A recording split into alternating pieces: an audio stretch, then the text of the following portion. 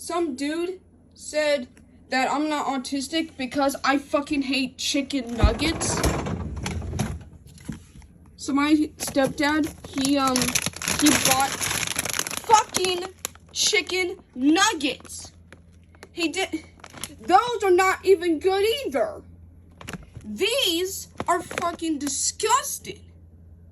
So bro says, oh, you're not autistic, or I'll just show the fucking comment right here.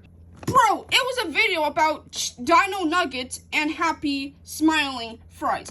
And the person says, all autistic people love chicken Not every autistic people love chicken nuggets. I fucking hate chicken nuggets. And this chicken patty fucking sucks too. Not every autistic people like chicken nuggets.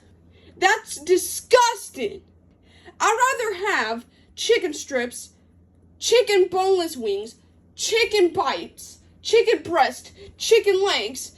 I do like my chicken fried or grilled. That shit yummy. The only chicken nuggets I will eat is not those motherfuckers in there. I'm talking about the Chick-fil-A grilled chicken nuggets. And that's it.